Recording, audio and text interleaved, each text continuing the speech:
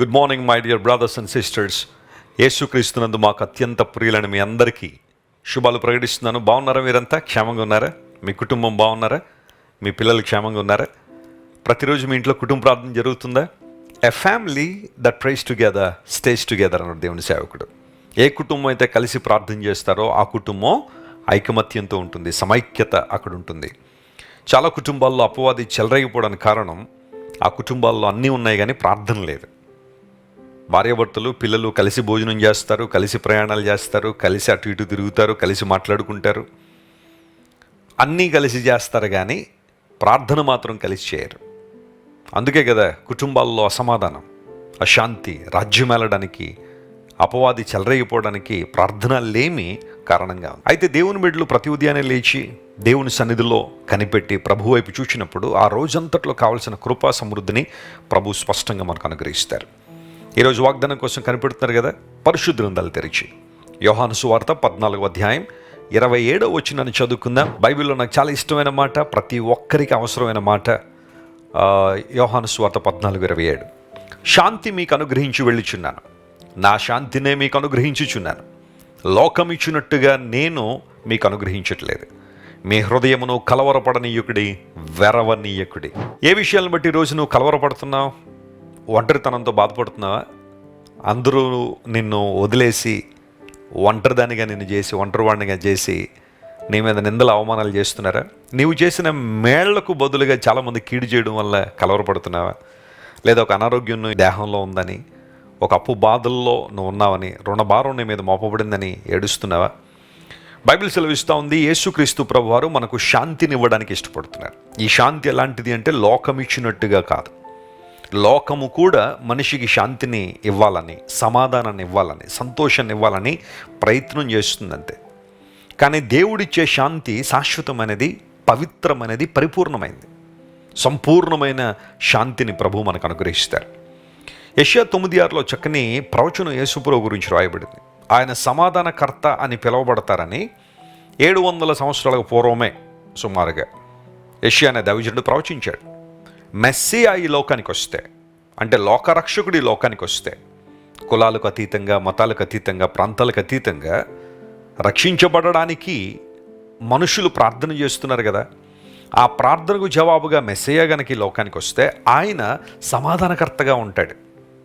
ఆయన ద్వారా మనిషికి దేవునికి సమాధానం కలుగుతుంది. ఆయన సమస్తాన్ని సమాధానపరుస్తాడు తన రక్తము ద్వారా. ఎంత చక్కని మాటలు బైబిల్లో మనం చూస్తున్నాం. ఈరోజు యేసు ప్రభువును కలిగి ఉండి కూడా, సమాధానకర్త అయిన దేవుణ్ణి కలిగి ఉండి కూడా కలవరం ఉందా? అనేకమైన సమస్యలకు భయపడిపోతున్నావా? ఓ మాట చెప్పినా, నువ్వు భయపడుతుంటే ప్రతి ఒక్కరూ నేను భయపడుతూనే ఉంటారు. నువ్వు ఎప్పుడూ దానిలోంచి బయటకు రాలేవు. కానీ ఒక్కసారి దేవుడి నుండి ధైర్యం తెచ్చుకుని, దేవుడు నాకు వెలుగును, నాకు రక్షణే ఉన్నాడు, నేను ఎవరికి భయపడతానని దావీదు భక్తుడు అన్నట్టుగా నీవు ఆ మాట చెప్పగలిగితే ఆ భయరహితమైన ప్రాంతానికి ప్రభువుని నడిపిస్తాడు. తద్వారా క్రీస్తు ప్రభు యొక్క సమాధానము, శాంతిని స్పష్టంగా నువ్వు అనుభవిస్తావు. చూడండి, పూర్వదినాల్లో ఒక మాట ఎక్కువగా వినబడేది, necessity is the mother of invention అనేవారు. అవసరాలు అనేవి కొత్త వస్తువులు కనిపెట్టడానికి లేదా కొత్త వస్తువులను ఆవిష్కరించడానికి ఉపయోగపడేది అవసరత, నెసెసిటీ. కానీ ఈ రోజుల్లో దాన్ని మార్చాల్సిన పరిస్థితి ఏంటంటే, comfort is the mother of invention. మనిషికి సుఖం కావాలి, ఏ పని చేస్తున్నా సౌలభ్యం కావాలి, ప్రతి దానిలో కూడా త్వరగా అయిపోవాలి. ఇన్స్టాంట్ అనే ఆ పదం ఎక్కువగా మనం వింటున్న రోజులు.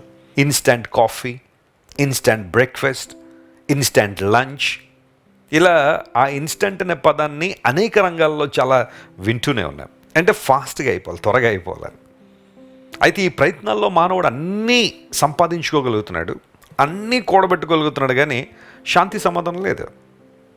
ఉత్తరప్రదేశ్లో ఒకసారి ఒక ఐఏఎస్ ఆఫీసర్, ఆ జిల్లాకి కలెక్టర్, ఒక ట్రైన్ కింద పడి సూసైడ్ చేసుకుని చనిపోయాడు.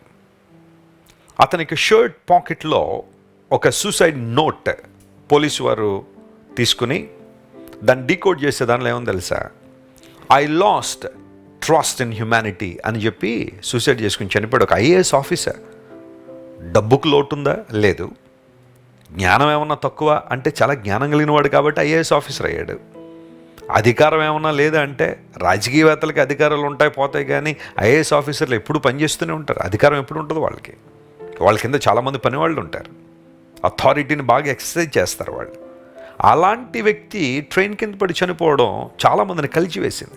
ఏం తక్కువ అని చనిపోవాలి, మనసులో ఏదో గలిబిలి, ఏదో ఆందోళన, దాని నుండి బయటికి రావాలని విశ్వ ప్రయత్నాలు చేసి ఉండొచ్చు, ఎంతోమందిని కలిసి ఉండొచ్చు, ఎన్నో పుస్తకాలు చదివి ఉండొచ్చు, ఎన్నో వీడియోలు చూసి ఉండొచ్చు, కానీ అతనికి నిజమైన శాంతి దొరకలేదు. I last trust in humanity, మనుషుల మీద నమ్మకం కోల్పోయాను, మనుషులు నమ్మలేకపోతున్నానని చెప్పి ఆ వ్యక్తి సూసైడ్ చేసుకున్నాడు. ప్రియులారా, ఇలాంటి సంఘటనలు ప్రతిరోజు ప్రపంచంలో ఎక్కడో చోట కనబడుతూనే ఉన్నాయి. గొప్ప గొప్పవారు అనబడినవారు, సెలబ్రిటీస్ అనబడినవారు, అకాడమిక్ సెలబ్రిటీస్ దగ్గర నుండి అన్ని రకాల రంగాల్లో సెలబ్రిటీలుగా పిలువబడిన వాళ్ళు చాలామంది తమ జీవితంలో చివరి దశలో సూసైడ్తో తమ జీవితాన్ని ముగించుకున్నారు. కారణం ఏంటంటే ఈ లోకంలో వారు సాధించింది ఏది కూడా వారికి నెమ్మదినివ్వలేదు, ప్రశాంతతనివ్వలేదు, పరమార్థంలో తీసుకురాలేదు, జీవితం అంటే ఏంటో వారికి అర్థం కాలేదు.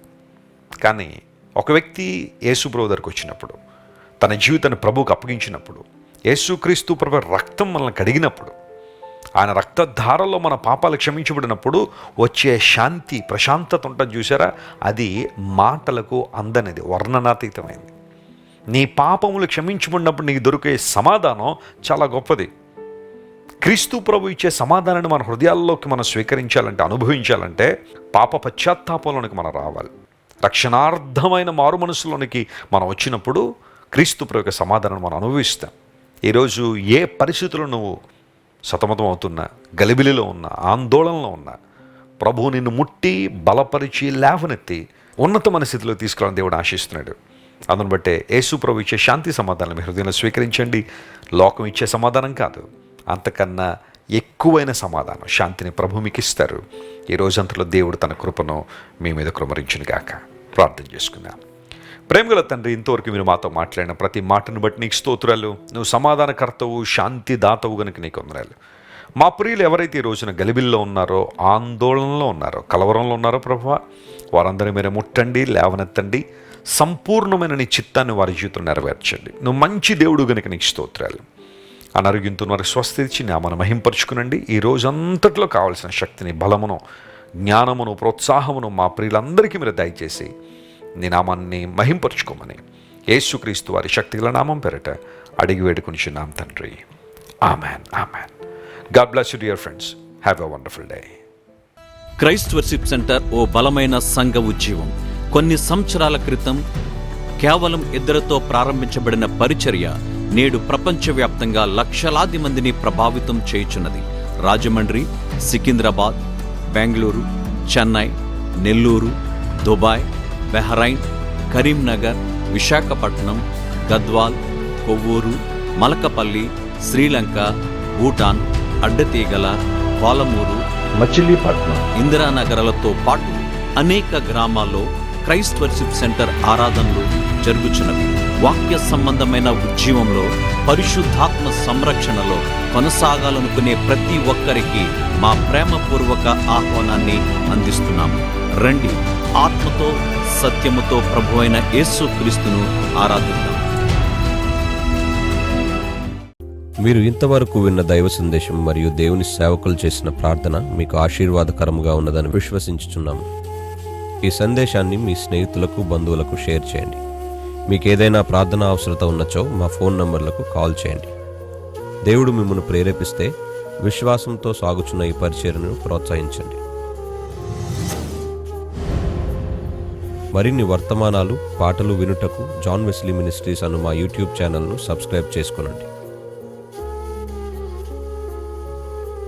ప్రభువైన యేసుక్రీస్తు కృప మీకు తోడైండును గాక.